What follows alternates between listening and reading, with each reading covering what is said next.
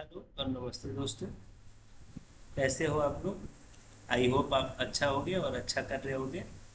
आज हम बात करेंगे लैब टेक्नीशियन का, जो अभी रिसेंटली आप एग्ज़ाम दे के आए हो, government institute of medical sciences GIMS Noida की। तो उसी की बात करने वाले हैं आज, और साथ ही साथ क्या बात करेंगे आपसे, मैं ये भी बात करूंगा कि कैसे क्वेश्चंस आए थे।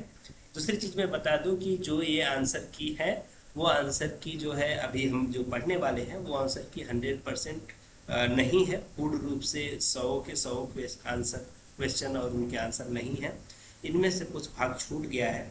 क्यों? क्योंकि हम लोग भी ह्यूमन है, मानव है, और हम लोगों को जो चीज़ें पता रही, जो चीज़ें लोगों को याद था, उन चीज़ों को कवर किया है। 2-3 बच्चों ने मुझे बताया, तो उसके थ्रू पे ये आंसर की को तैयार किया है। जो छूटा है उसको आप कमेंट बॉक्स में जरूर बता सकते हैं।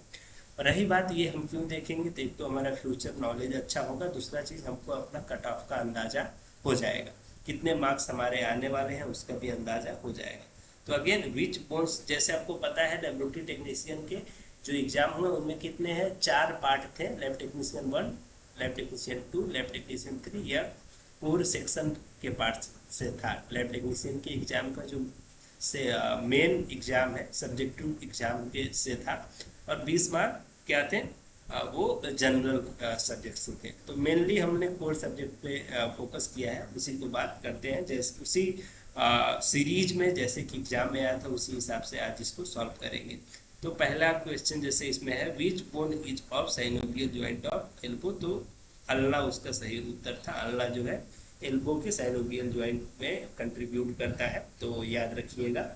रेस्ट ऑल आंसर इसमें गलत गलत है। दूसरा क्वेश्चन था, 50 ईयर ओल्ड पेशेंट जो कि गिर गया है और उसका शोल्डर का जॉइंट जो है वो एक्टिवली मूव नहीं कर पा रहा है, तो ऐसा क्यों? तो उसका आंसर था, जो साइनोवियल जॉइंट होता है वो फ्रीली मूवमेंट देता है। तो साइनोवियल जॉइंट में जो 15 ईयर ओल्ड पेशेंट है उसको क्या हो गया है, कुछ ना कुछ दिक्कत हो गया है। समझ में आ गया? तो कुछ इसी तरह से आंसर थे। साइनोवियल जॉइंट वाला आंसर इसमें सही था। कुछ इसमें थर्ड क्वेश्चन था, which tissue is connect every part of the body. तो राइट क्वेश्चन ही बिना डाउट पे आपको पता होगा, दिस इज कनेक्टिव टिश्यू। उस पर आपने सही कर दिया तो आपके मार्क्स सही है। ठीक है। Fourth one, which tissue is responsible for gaseous exchange in lungs. तो लंग्स में गैसियस एक्सचेंज के लिए कौन सा टिश्यू रिस्पॉन्सिबल है? तो simple squamous epithelium tissue, simple squamous epithelium tissue सही उत्तर था। फिफ्थ वन, आफ्टर इंजरी क्या होता है सबसे पहले, है ना? इंजरी जब भी होती है तो वो हील होने के लिए सबसे पहले क्या शुरू होता है? तो उसका उत्तर है फाइब्रोब्लास्ट जो है वो हेल्प करते हैं कोलेजन के प्रोडक्शन। ठीक है, जो फाइब्रोब्लास्ट हैं वो क्या करेंगे, कोलेजन प्रोडक्शन में हेल्प करते हैं। तो फाइब्रोब्लास्ट सबसे पहले एक्टिवेट होता है। ठीक है। नेक्स्ट क्वेश्चन है, ठीक है, नेक्स्ट क्वेश्चन है, which cell act first to stop bleeding. कौन सा सेल सबसे पहले एक्ट करता है ब्लीडिंग को स्टॉप करने के लिए? तो उसका उत्तर है फाइब्रोब्लास्ट। सेवेंथ क्वेश्चन है, chloramphenicol what does as a adverse reaction. Adverse reaction के रूप में क्लोरोमेफेनिकॉल क्या करता है? एनीमिया कॉज करता है, मैसिव हीमोलिसिस होता है ब्लड का। अच्छा, less platelet production in bone marrow क्यों हो सकता है? तो बेसिकली न्यूट्रिशनल डिफिशियंसी से बोन मैरो कमी होती है। तो एप्लास्टिक एनीमिया सही उत्तर था। विटामिन के पे बहुत बच्चों ने लगा दिया है, तो वो गलत उत्तर था। एनीमिया, एप्लास्टिक एनीमिया सही उत्तर है। आरबीसी का लाइफ स्पान बिना झिझक के 128 डेज, तो 120 डेज लिखने थे, 120 दिन होता है। नेक्स्ट क्वेश्चन था, प्लेटलेट जो है वो स्टोर करा जाता है एजिटेटर में, यानी ऐसी मशीन जो सेक होते रहता है। और किस टेम्परेचर पे होता है प्लेटलेट स्टोर? तो 22 से 26 डिग्री सेल्सियस पे एजिटेटर में। अच्छा, ग्लव सिंड्रोम ओल्डर पेशेंट में होता है, क्यों? तो पेरिफेरल पॉलीन्यूरोपैथी से। ये बेसिकली डायबिटिक मेलाइटस जैसे केसेज में देखने को मिला है। हाथ जो है वो कांपने लगता है, उसको ग्लव्स एंड सॉक सिंड्रोम भी बोलते हैं, पैर भी कांपता है ऐसे पेशेंट का। अच्छा, ट्वेल्थ क्वेश्चन है, when drug is release in market and adverse effect happen, what are the right answer is clinical trial. To perform clinical trial in vitro diagnostic. दूसरा उसमें आंसर बहुत बच्चों ने वॉलेंट्री वॉलेंट्री एग्जामिनेशन का करा था, तो वो सही उत्तर नहीं था, वो गलत है। नेक्स्ट क्वेश्चन था डाइटरी प्रोटीन का डाइजेशन कहाँ से स्टार्ट होता है। जब वो एंजाइम का डाइजेशन की बात कर रहे हैं, मैकेनिकल डाइजेशन की नहीं, तो वो स्टमक से शुरू हो जाता है बच्चे। Stomach is the right answer. एक व्यक्ति जिसकी उम्र 60 वर्ष है और उसका स्टूल जो है वो फ्लोट हो रहा है, किसमें, वाटर में, और ग्रीसी स्टूल है, किसकी वजह से, तो पैनक्रियाज का क्या हो गया है, लाइपेज प्रोडक्शन में प्रॉब्लम आ गया, लाइपेज फुली प्रोड्यूस नहीं हो रहा है, इसकी वजह से इमल्सिफिकेशन ऑफ बाइल नहीं हुआ है, मतलब बाइल इमल्सिफाई नहीं हुआ है और वो स्टूल के साथ बाहर निकल गया है। अच्छा, टोटल लंग कैपेसिटी पूछी गई थी, जिसमें पूरा था reserve volume, inspiratory reserve volume, expiratory reserve volume कितनी है, तो टोटल सबको जोड़ लेना था और वो जोड़ने के बाद आंसर आ रहा था 5700 ml, वही सही उत्तर था। अच्छा, एसिडिक इन्वायरमेंट ऑफ बॉडी है तो किडनी क्या करती है, तो सबसे पहले एक्सक्रीट कर देती है हाइड्रोजन आयन को, हाइड्रोजन आयन को एक्सक्रीट करेगी तभी तो एसिडिटी लोअर होगी, और दूसरी एब्जॉर्प्शन बढ़ा देती है, किसका, बाइकार्बोनेट का, इंक्रीज हो जाता है एब्जॉर्प्शन बाइकार्बोनेट का, तो इसके वजह से कैसे क्या होगा, होमोस्टेसिस मेंटेन होता है, पीएच की होमोस्टेसिस। अच्छा, पार्ट 2 सेक्शन 1 समझ में आ गया आपको। सेक्शन 2 में आते हैं। सेक्शन 2 में 31 से शुरू हुआ, जिसमें आपको पता है प्रिवेंशन ऑफ वायरल हेपेटाइटिस। आप एक लैब टेक्नीशियन के रूप में क्या करेंगे, तो सबसे पहले वैक्सीनेशन कराएंगे, इसका हेपेटाइटिस बी का वैक्सीन लगवाएंगे। हैंड रब का भी यूज करना है जब भी सील्ड सैंपल को टच किया आपने। अच्छा, after exposure with airborne disease related sample what you do primarily, है ना, प्राइमरली आप क्या करेंगे, जब भी एयरबोर्न डिजीजेस से एक्सपोज हो गए आप, एयरबोर्न डिजीज वाले सैंपल से, जैसे कोई पर्सन को इन्फ्लुएंजा का इन्फेक्शन है और उसका स्पूटम से आप डील कर रहे हैं, तो आप सबसे पहले क्या करेंगे, एक्सपोज हो गए आप तो मास्क वियर करेंगे।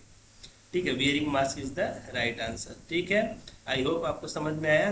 Next is why hand hygiene is must after using gloves, यानी ग्लव्स यूज करने के दौरान भी हैंड हाइजीन क्यों जरूरी है, तो gloves might have micro puncture, gloves में क्या हो सकता है, माइक्रो पंक्चर हो सकते हैं, जिसकी वजह से आपको इन्फेक्शन हो सकता है। ठीक है, तो gloves might have micro puncture पे सही करना था, वो सही उत्तर है। Dealing with HIV sample disinfection done by, ठीक है, तो डील कर रहे हैं जब HIV सैंपल का, तो डिसइंफेक्ट करोगे हाइपोक्लोराइड के साथ, कैसे, 100:1, यानी 1% हाइपोक्लोराइड से 10%, और 5% गलत था, 1% सही उत्तर है। अच्छा, CPR में चेस्ट कंप्रेशन करते समय एडल्ट का जो चेस्ट का डेप्थ है वो कितना नीचे जाना चाहिए, तो 5 सेंटीमीटर आइडियली जाना चाहिए। ठीक है, अच्छा, CPR कंप्रेशन में जो चेस्ट डेप्थ है नियोनेट का वो कितना होना चाहिए, 1/3 ऑफ द चेस्ट डेप्थ। अगर जो 15 सेंटीमीटर उसका चेस्ट डेप्थ है, तो वो उसको 3 से आप भाग देंगे तो या 5 आ जाए, या फिर 5 से 15 का भाग दे दिया आपने, तो जो है 5th आना चाहिए। ठीक है, 3 से डिवाइड कर दिया और 5 आ जाएगा, वही सही उत्तर है। ठीक है, यानी 5 जो है वो सेंटीमीटर होगा, अगर जो बच्चे का 15 सेंटीमीटर है उसका चेस्ट डेप्थ है। ठीक है, तो 1/3 ऑफ द चेस्ट डेप्थ पे ट्रिक करना है आप। नेक्स्ट क्वेश्चन था what is the ratio of ventilation after 30 compression, यानी 30 कंप्रेशन के बाद CPR के ड्यूरिंग में कितना वेंटिलेशन देना है, तो 2 ब्रीथ। ठीक है, after every 30 compression. Ventilation marks को कैसे होल्ड करना है, तो C शेप में 2 फिंगर का यूज करके। ठीक है, C शेप में होल्ड करोगे आप। ठीक है, हाथ को C सब कप जैसा बना लीजिए और उससे होल्ड कर लीजिए। नेक्स्ट क्वेश्चन है ventilation if patient is unresponsive after breath and compression what do you do. ठीक है, मतलब कि पेशेंट रिस्पॉन्सिव है, आपने कंप्रेशन भी दिया, ब्रीथ भी लिया, कोई रिजल्ट नहीं मिल रहा है, तो आप डिफिब्रिलेशन स्टार्ट करेंगे। ये एक इंपॉर्टेंट लिंक है चेन ऑफ सर्वाइवल में CPR परफॉर्म करने के दौरान। अच्छा, नियोनेट में जो less than 60 beat per minute है कोई पेशेंट नियोनेट्स का और वो अनरिस्पॉन्सिव है, तो क्या करेंगे, इनिशियली परफॉर्म करेंगे सीपीआर को। यह सही उत्तर था, इनिशियली परफॉर्म सीपीआर। ठीक है।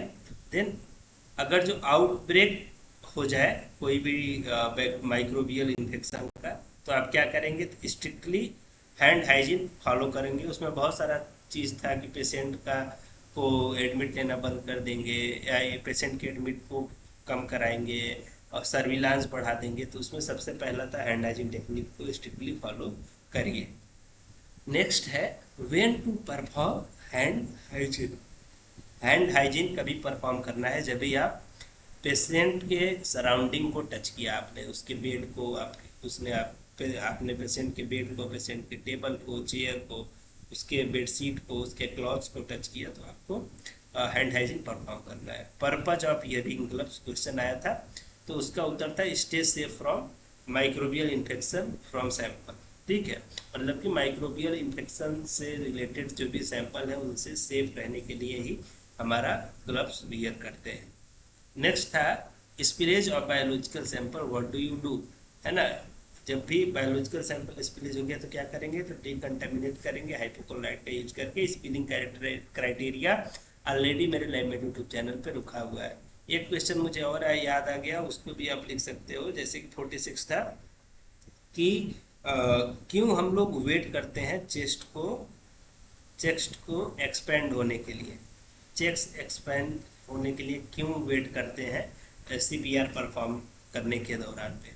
तो आप बताइए, इसका उत्तर होगा कि जो हार्ट है वो ब्लड से रिफिल कर ले अपने आप को, उस पर टिक करना था, उस पर टिक किया आपने, तो आपका उत्तर सही है। तो ये सेक्शन 1 सेक्शन 2 हमने कवर किया जितना हमको क्वेश्चन मिला। नेक्स्ट है लैब टेक्नीशियन, थर्ड पार्ट। ये थोड़ा सा टेक्निकल पार्ट था। इसके पहले आपने एनाटॉमी और फार्मेकोलॉजी के पार्ट को कवर कर लिया आपने, फिर बीएलएस बेसिक लाइफ सपोर्ट और इन्फेक्शन कंट्रोल एंड प्रिवेंशन को भी आपने कवर किया, ये 2 सिलेबस में 2 पार्ट में। अब नेक्स्ट है टेक्निकल पार्ट, इसमें स्ट्रेप्टोकोकस न्यूमोनिया से काफ़ी क्वेश्चन पूछे गए थे। तो कौन सा टेस्ट करते हैं इसके लिए, एप्टोचिन सेंसिटिविटी टेस्ट करते हैं। अच्छा, लैंसेट सेप डिप्लोकोकस क्या होता है, तो लैंसेट सेप डिप्लोकोकस का नाम है भैया स्ट्रेप्टोकोकस न्यूमोनिया। एप्टोचिन सेंसिटिविटी टेस्ट में क्या एबिलिटी है, न्यूमोलाइसिन करता है। ठीक है, न्यूमोलाइसिन पे टिक करना था आपको, एप्टोचिन सेंसिटिविटी पे टिक करना था, जो कि डिटेक्शन में हेल्प करता है स्ट्रेप्टोकोकस न्यूमोनिया के। ठीक है, और लैंसेट से डिप्लोकोकस कौन होते हैं, स्ट्रेप्टोकोकस न्यूमोनिया। अच्छा, ये टेस्ट में फिजिकली आप एब्सिलोमीटर को कैसे रीड करेंगे, ग्रेडियंट रीड करके। आप ग्रेडियंट रीड करेंगे, इस तरह से एब्सिलोमीटर होता है और उसमें ऐसे ऐसे क्या लिखे गए होते हैं, ऐसे उसके MIC के वैल्यू दिए गए हैं। तो आप देखोगे कहाँ तक का ऐसे जोन ऑफ इनहिबिशन तैयार हुआ है, तो आप ऐसे दे सकते हो ग्रेडियंट को, स्ट्रिप पे जो ग्रेडियंट्स हैं उनको रीड करके। अच्छा, करेक्ट सीक्वेंसिंग के बारे में पूछी गई थी, तो grossing, fixation, sectioning, clearing and mounting, ये सही उत्तर था। आपको पहचानने का तरीका क्या था, जिसमें ग्रॉसिंग पहले और माउंटिंग बाद में, ऐसे 2 सिर्फ आंसर थे, उन्हीं में से पहचानना था। तो ये वाला आंसर सही था, इस पर आपने टिक किया होगा तो सही उत्तर होगा। नेक्स्ट है रिसीविंग सैंपल ऑफ नियोप्लास्टिक या नियोप्लाज, व्हाट डू यू डू। ठीक है, क्या आप करेंगे जब भी आप किसी पर्सन का कोलेस्टेक्टमी हुआ है, उसका इंटेस्टाइन आया है और आप नियोप्लाज्म दिख रहा है आपको, तो आप क्या करेंगे, तो ग्रॉसिंग के टाइम पे इनिशियली फोटोग्राफ लेना है लैब टेक्नीशियन। अच्छा, माइक्रोफेजिंग ऑब्जर्व करा है माइक्रोफेजिंग ऑब्जर्व करा है सेक्शनिंग के दौरान टेक्नीशियन ने, तो किसकी वजह से हो सकता है, तो वैक्स इन्फिल्ट्रेशन की कमी की वजह से। अच्छा, क्रोमेटिन स्टेन क्या है, तो हेमेटॉक्सिलिन उस पर सही उत्तर था। सेल सिंथेसिस इनहिबिटर प्रिस्क्राइब करा गया है कोई पेशेंट को जिसको माइकोप्लाज्मा का इन्फेक्शन है। पॉसिबल आउटकम क्या था, तो कंप्लीट ट्रीटमेंट फेल्योर हो गया है, इंड स्टेज है पेशेंट का, तभी ये ट्रीटमेंट सेल सिंथेसिस इनहिबिटर जो है वो दिया गया है। नेक्स्ट है विच PCR done for the TB में कौन सा PCR करना है, खूब बच्चों ने RT-PCR पे क्लिक किया था, बल्कि सही उत्तर अल्ट्रा PCR था।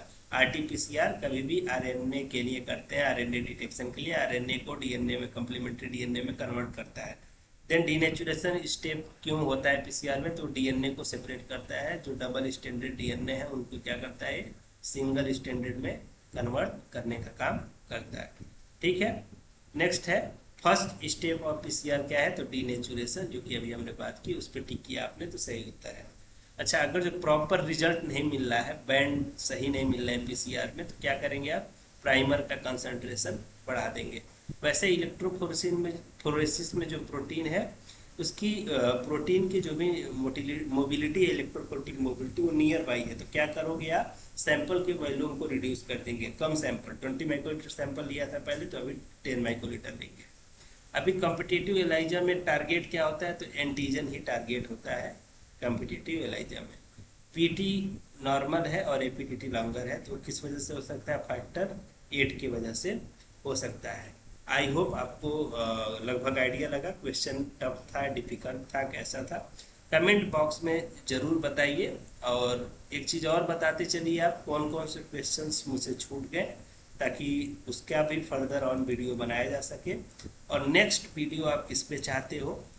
ठीक है, बाकी आपके इस क्वेश्चन को तैयार करने के लिए काफ़ी हमको एफर्ट देना होता है, लेक्चर लेने के लिए भी काफ़ी एफर्ट देना पड़ता है, काफ़ी चीज़ें अरेंज करनी पड़ती है। तो हमको आपसे यही उम्मीद रहती है कि आप ज़्यादा से ज़्यादा इस वीडियो को देखिए, और इसे और लोगों को शेयर करिए और इसे अवेयर करिए, इससे हमें बहुत मोटिवेशन मिलता है, ताकि हम फर्दर ऑन लेक्चर्स डालते रहें।